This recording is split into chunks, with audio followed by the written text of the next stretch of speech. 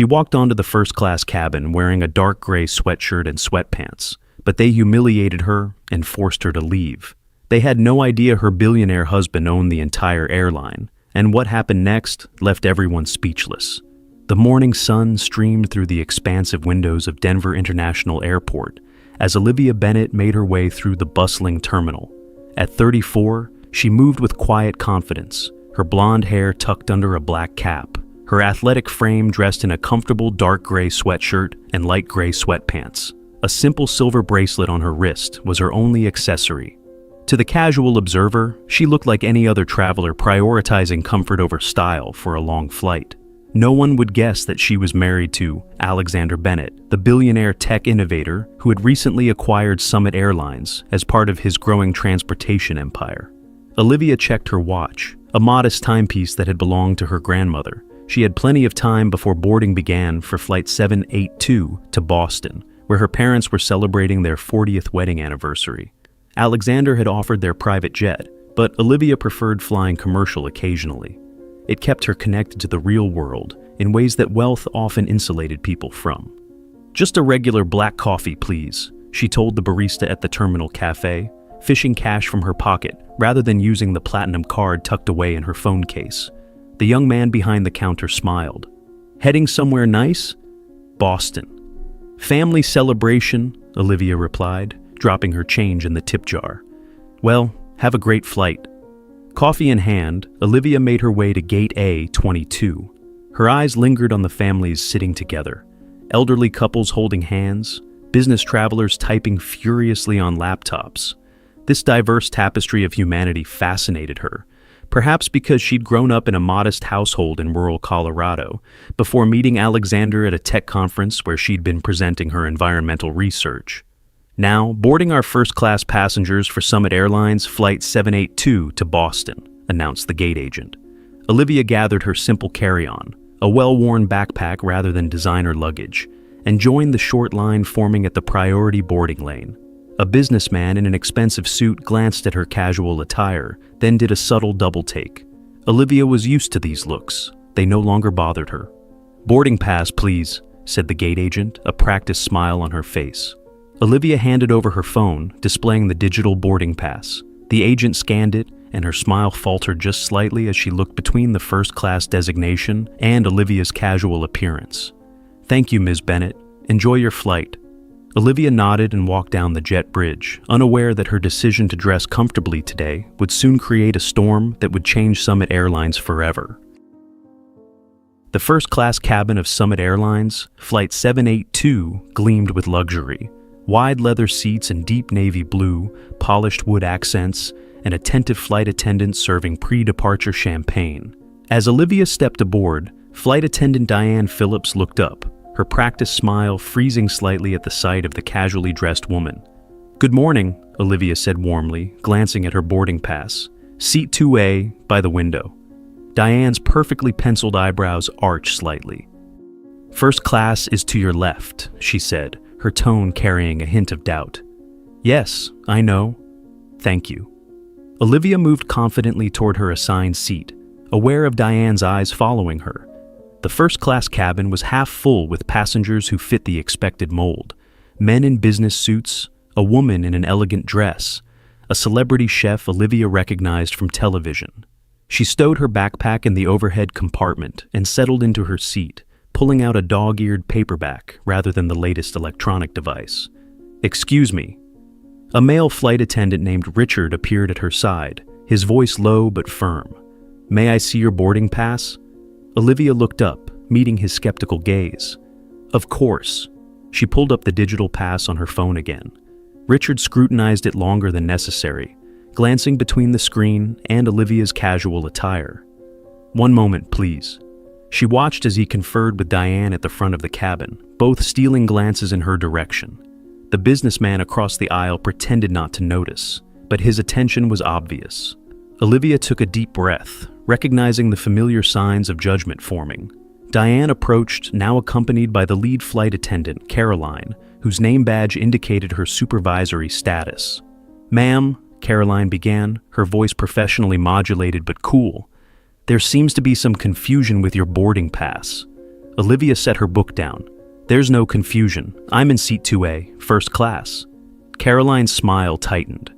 Our system occasionally makes errors. This is a first-class cabin and you don't think I belong here, Olivia finished, her voice calm but direct.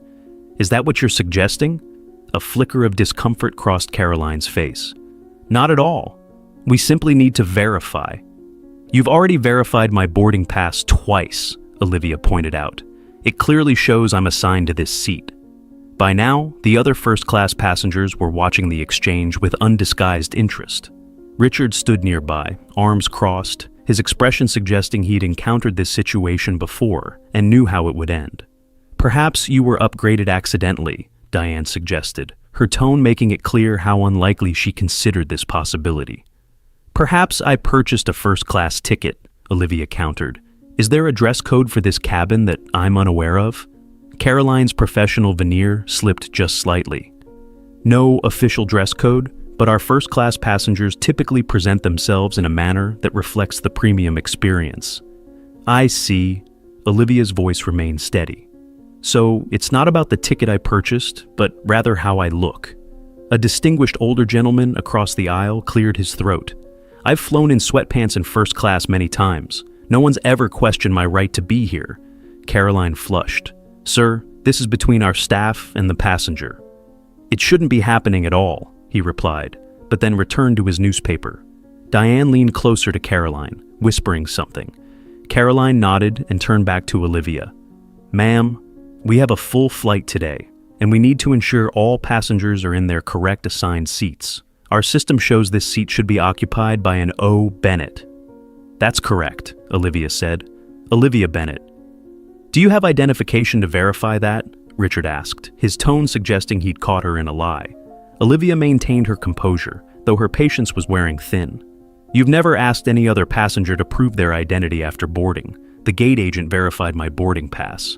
It's standard procedure when there are discrepancies, Caroline insisted. What discrepancies? Besides the fact that I'm not dressed the way you think I should be, the tension in the cabin was palpable. Other passengers shifted uncomfortably in their seats.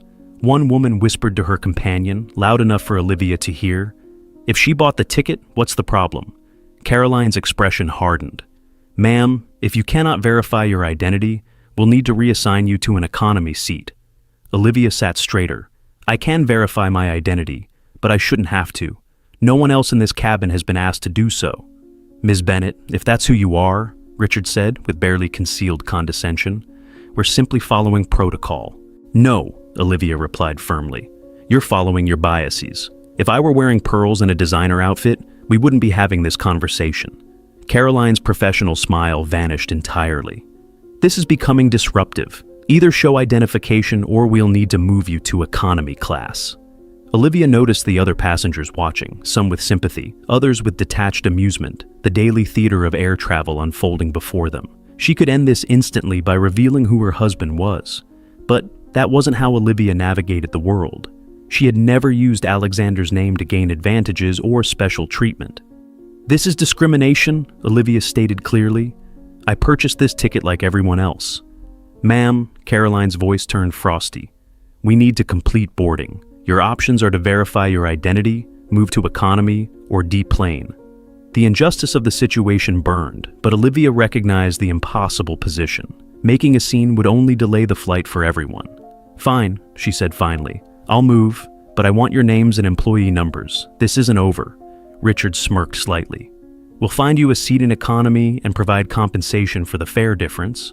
"I don't want compensation," Olivia replied, gathering her backpack. "I want accountability." As she stood, she noticed the sympathetic glances from a few passengers, while others studiously avoided eye contact. The older gentleman who had spoken up earlier shook his head in disgust. With an escort that felt more like an expulsion, Diane led Olivia through the premium cabin toward economy. Passengers in business class watched curiously as she passed, the hushed whispers following in her wake. Olivia held her head high, refusing to show how deeply the humiliation cut. "Here you are," Diane said, gesturing to a middle seat in economy. "We apologize for any inconvenience." Olivia looked her directly in the eyes. "No, you don't, but you might, soon enough." If this story has captured your attention, don't forget to subscribe to our channel for more powerful stories that reveal the unexpected twists of life and justice. Now, let's return to see what happens next with Olivia. The following morning dawned bright over the Summit Airlines corporate headquarters in Denver. The glass and steel building reflected the mountain landscape, an architectural statement of the company's premium position in the airline industry. In the executive suite, Chief Customer Officer Patricia Winters reviewed the day's agenda with growing anxiety. The quarterly customer experience review was scheduled for 10 a.m., and the numbers weren't promising. Passenger complaints had increased by 11% over the previous quarter, with issues regarding staff attitude topping the list. The board members will be attending, her assistant reminded her, and Mr. Bennett has confirmed he'll be joining in person rather than virtually. Patricia's stomach tightened. Alexander Bennett had acquired Summit Airlines 9 months ago, but today would mark his first appearance at a quarterly review. His reputation for demanding excellence was legendary, as was his limited tolerance for excuses. Make sure Caroline Reynolds and her first-class cabin crew are here, Patricia instructed. They've maintained the highest customer satisfaction scores, and we need some positive examples to highlight. Meanwhile, across town, Alexander Bennett adjusted his tie in the mirror of their spacious penthouse. At 38, he carried himself with the natural authority of someone accustomed to success. His tailored navy suit and crisp white shirt projected power without ostentation. "Are you sure you don't want me to say something directly to the flight attendants?" he asked, watching Olivia's reflection as she sat on the edge of their bed. Olivia shook her head. "This isn't about personal revenge, Alex. It's about changing a culture." "They humiliated my wife," he said, his voice tight with controlled anger. "That's pretty personal to me." Olivia stood and straightened his tie, though it needed no adjustment. "And I love you for that. But this is bigger than me, or those 3 crew members. This is about a system that judges people based on appearances rather than character." Alexander's expression softened as he looked at his wife. Olivia had maintained her groundedness despite the wealth that surrounded her now. It was one of the countless reasons he'd fallen in love with her. She saw the world without the distortion of privilege. "All right," he agreed. "We'll do it your way." He checked his watch. "The meeting starts in an hour. You're sure about the timing?" Olivia nodded. "Absolutely sure, and I'll be wearing exactly what I wore yesterday." At Summit Airlines headquarters, the executive conference room filled with board members, department heads, and key staff. Caroline Reynolds, along with Richard and Diane from the first-class cabin crew, sat together near the back. They had been surprised by the invitation to attend such a high-level meeting, but assumed it was related to their consistently high performance metrics. "Maybe they're finally creating that elite service team they've been discussing," Richard whispered to Diane. "We'd be the obvious choice to lead it." Diane nodded, smoothing her perfectly pressed uniform. "I heard the new owner is actually attending. This could be a big opportunity." Caroline shushed them as Patricia Winters called the meeting to order. "Thank you all for being here today," Patricia began. "As you know, customer experience is the cornerstone of our brand promise at Summit Airlines. Today we'll be reviewing our quarterly performance metrics and discussing strategies for improvement." The room quieted as the door opened and Alexander Bennett entered. Tall and commanding, he carried himself with the quiet confidence that came from building a tech empire from the ground up. "Mr. Bennett," Patricia said, "we're honored to have you join us today." Alexander nodded and took a seat at the head of the table. "Please continue." The presentation began with slides showing various metrics and charts. Patricia highlighted the positive aspects while carefully framing the areas of concern. Alexander listened without expression, occasionally making notes on a small leather-bound notebook. "Now, I'd like to call attention to our bright spots," Patricia said, her voice gaining enthusiasm. "Our first-class service on transcontinental routes has maintained a 92% satisfaction rating, well above industry average. We have members of that team here today." She gestured toward Caroline, Richard, and Diane. Alexander looked at them for the first time, his gaze revealing nothing. "In fact," Patricia continued, "I've asked Caroline Reynolds, our senior first-class cabin manager, to share some insights about their approach to premium customer service." Caroline stood confidently and moved to the front of the room. "Thank you, Patricia. At Summit Airlines, we believe the first-class experience begins the moment our passengers step on board. We're trained to recognize and accommodate the needs of our premium travelers who expect and deserve a certain level of service. The door to the conference room opened quietly. We carefully attend to every detail, Caroline continued, not noticing the new arrival. From the way we address our passengers to ensuring that the first-class cabin maintains its exclusive atmosphere. Her words faltered as she noticed Alexander Bennett's attention had shifted. Caroline turned to see what had interrupted her presentation. There, standing just inside the doorway, was the woman in the dark gray sweatshirt, light gray sweatpants, and black cap from yesterday's flight. For a moment, Caroline didn't process what she was seeing. Then recognition dawned, followed swiftly by confusion. Richard and Diane exchanged alarmed glances as they too recognized yesterday's misplaced passenger. Alexander Bennett stood. "I apologize for the interruption," he said, though his tone suggested he wasn't sorry at all. "I believe some of you have already met my wife, Olivia Bennett." The conference room froze in a tableau of shock and dawning horror. Caroline stood at the presentation podium, her professional composure cracking like thin ice. Richard and Diane seemed to physically shrink in their seats, their faces draining of color. Around the table, executives and board members looked between Alexander, Olivia, and the flight attendants, trying to piece together the unfolding drama. "Your wife?" Patricia Winters finally managed, her voice barely above a whisper. "Yes," Alexander confirmed, his tone deceptively casual. "Olivia flew from Denver to Boston yesterday, on our airline, in first class." Each phrase fell like a hammer. Olivia moved to stand beside her husband, still dressed in the exact outfit that had deemed her unworthy of a seat she'd paid for. The silver bracelet on her wrist caught the light, the only hint of luxury on her person. "Perhaps," Alexander suggested, Caroline was about to explain Summit Airlines' approach to recognizing premium travelers. "Please continue." Caroline's mouth opened and closed, no words emerging. Her carefully constructed presentation about first-class service excellence now lay in ruins at her feet. Diane stared fixedly at the table, while Richard's earlier smirk had transformed into an expression of pure dread. There must have been a misunderstanding," Caroline finally stammered. "A misunderstanding," Alexander repeated thoughtfully. "Interesting choice of words.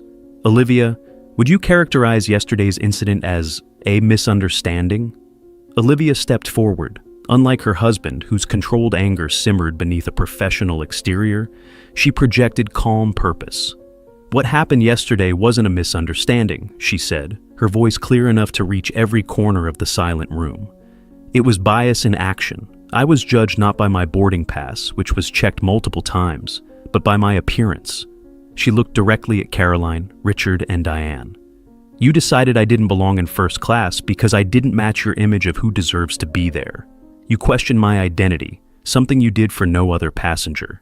You threatened me with removal from the flight, and ultimately, you humiliated me by marching me back to economy class in front of a full plane of onlookers." A board member cleared his throat uncomfortably. "Mr. Bennett, perhaps we should discuss this privately." "No," Alexander interrupted firmly. "This is precisely what this customer experience meeting should address. But let's be clear, I'm not here as an angry husband, though I certainly am one." His gaze swept the room. "I'm here as the owner of this airline, deeply concerned about a culture that judges people based on appearances rather than treating all customers with equal respect." Patricia Winters looked stricken. "Mr. Bennett, I assure you this incident doesn't reflect our company policies." "Doesn't it?" Olivia interjected gently. "Because when I spoke with other flight attendants and airport staff after the incident, I heard numerous similar stories. A teenager in a hoodie with a business class ticket questioned repeatedly. A disabled passenger assumed to be in the wrong line for priority boarding. An elderly woman in casual clothes redirected from the first-class lounge despite having a valid access pass." She placed a folder on the conference table. 27 documented incidents in the past 3 months alone, all following the same pattern. This isn't about 3 flight attendants. It's about a culture. The revelation hit the room like a physical force. Patricia reached for the folder with trembling hands. "I had no idea," she whispered. "That's the problem," Alexander stated. "You should have known. These incidents were reported, but they were classified as customer misunderstandings and buried in your feedback system. Caroline had finally recovered enough to attempt damage control. "Mr. and Mrs. Bennett," she began, her voice professionally contrite. "On behalf of our team, I offer my deepest apologies for yesterday's incident. There are protocols we're expected to follow regarding verification." "Stop," Olivia said quietly but firmly. "You're still not understanding. This isn't about protocols. When the businessman in 2C wore sweatpants in first class last month, did you ask for his ID? When the famous actress in 1A boarded in sunglasses and a baseball cap, did you question her right to be there? The protocol isn't the problem. The selective application of it is." Richard, perhaps sensing his career circling the drain, attempted to interject. "Mrs. Bennett, there was no way for us to know who you were." "That's exactly the point," Olivia replied. "You shouldn't need to know who I am to treat me with basic dignity. My worth as a passenger isn't determined by my marriage, my bank account, or my clothes. I purchased a ticket like everyone else." A heavy silence fell over the room as the truth of her words sank in. Alexander looked at the 3 flight attendants. "Your actions yesterday reflected poor judgment and explicit bias. In many companies, that would be cause for immediate termination." Caroline, Richard, and Diane seemed to brace for the inevitable. "However," he continued, "firing you would solve nothing at a systemic level. It would just make us feel better temporarily while allowing the underlying culture to remain unchanged." He turned to address the entire room. "Starting next week, Summit Airlines will implement a comprehensive anti-bias training program for all customer-facing staff. Additionally, we're revising our customer feedback system to specifically track and address incidents involving perceived discrimination or prejudice." Olivia stepped forward. "And the 3 of you," she said to the flight attendants, "will be temporarily reassigned, 1 month working alongside our customer advocacy team, directly handling passenger complaints. Another month in economy class service. After that, if your performance reviews indicate a genuine understanding of these issues, you can reapply for your first-class positions." Patricia Winters found her voice. "I'll personally oversee these changes, Mr. and Mrs. Bennett, and I believe we should compensate the other passengers you identified in your report." Alexander nodded in agreement, then addressed the flight attendants directly. "This isn't about punishment, it's about understanding. The true measure of premium service isn't how well you treat people who look important. It's how you treat everyone, regardless of appearance." As the reality of the situation fully dawned on everyone present, Board Chair Eleanor Simmons spoke up for the first time. "I believe we owe Mrs. Bennett our gratitude," she said firmly. "She's identified a significant blind spot in our operation that could have continued damaging our reputation and alienating customers. This is an opportunity for meaningful change." Caroline, Richard, and Diane sat in stunned silence, their earlier confidence shattered by the realization of their actions and the unexpected consequence. Not immediate firing, but something perhaps more challenging, the opportunity to learn and change. 3 months later, Olivia Bennett settled into Seat 2A on Summit Airlines Flight 923 from Denver to San Francisco. Dressed in the same dark gray sweatshirt, light gray sweatpants, and black cap, she opened her book and prepared for the 5-hour journey to a climate research conference. "Good morning, Mrs. Bennett," said a familiar voice. "Can I offer you a beverage before takeoff?" Olivia looked up to see Richard standing beside her seat, professional and attentive. His eyes held none of the condescension from their previous encounter. Instead, there was something that looked remarkably like respect. "Just water for now, thank you," she replied.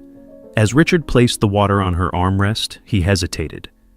"Mrs. Bennett, I'm not sure if you remember me." "I remember you, Richard." He nodded, acknowledging the impossibility of being forgotten. "I wanted to thank you," he said quietly.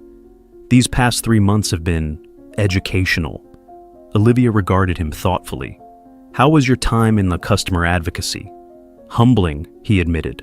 "I had no idea how many passengers felt dismissed or judged by our actions.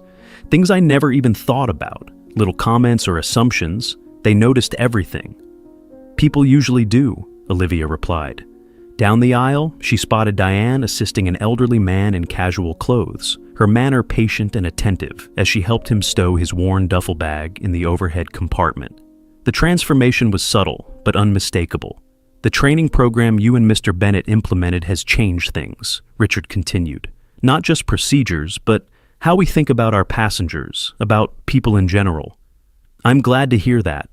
Richard straightened, returning to his professional demeanor. Enjoy your flight, Mrs. Bennett. If you need anything at all, I'm here to assist. As he moved to serve other passengers, Olivia noticed Caroline in the galley, efficiently preparing for takeoff. Their eyes met briefly and Caroline gave a small, respectful nod. Not the exaggerated deference of someone afraid for their job, but the genuine acknowledgement between people who had moved past conflict to understanding.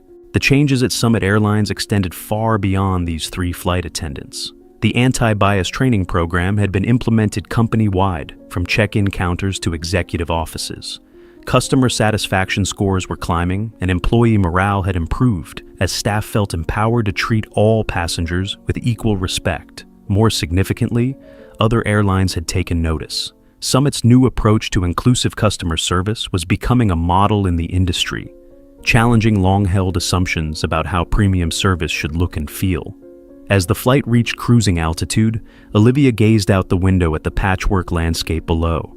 She thought about how a single moment of injustice had catalyzed meaningful change, not through vengeance or public shaming, but through the harder, more lasting path of education and accountability. Her phone buzzed with a text from Alexander. "How's the flight?" She smiled and typed back, "Different. Better." 2 rows ahead, a young woman in ripped jeans and a vintage t-shirt laughed with her companion in the first-class cabin, receiving the same attentive service as the business executives around them. No second glances, no veiled comments, no subtle indicators that they somehow didn't belong. This, Olivia realized, was the true victory. Not the vindication of her own experience, but the small, everyday dignities now extended to others who might have been previously judged and found wanting. The seatbelt sign dinged off. Caroline approached with the beverage cart, her manner professional and warm as she served each passenger with equal consideration. When she reached Olivia, there was a moment of genuine connection. "Mrs. Bennett," Caroline said quietly, "I want you to know that what you and Mr. Bennett did, it was fair, more than fair, and it made us better at our jobs." Olivia nodded. That was the point. Not punishment, but progress. "I've learned to see people differently," Caroline admitted, "to question my assumptions. It's changed how I interact with everyone, not just passengers." As Caroline moved on, Olivia reflected on how change happens, rarely through dramatic gestures or grand statements, but through individual moments of recognition, through systems that reinforce better choices, and through leaders willing to address not just symptoms, but causes. The plane banked gently westward toward San Francisco, carrying its diverse complement of humanity across the sky. Each passenger different, each equally deserving of respect, regardless of appearance, status, or circumstance. A simple truth, yet one so often forgotten in a world quick to judge based on superficial cues. For Olivia Bennett, dressed in her comfortable sweatshirt and cap, the victory wasn't that she could now fly first class without question. The victory was that increasingly, so could everyone else. Stories like Olivia's remind us that true change comes not from punishment, but from understanding and accountability. Has someone ever judged you by your appearance? Or have you caught yourself making snap judgments about others? Share your experience in the comments below. If you enjoyed this story of justice and transformation, don't forget to subscribe to our channel for more powerful narratives that reflect the complexity of human dignity. Hit the notification bell so you never miss our weekly stories, and join our community of viewers who believe in the power of understanding to create a more respectful world.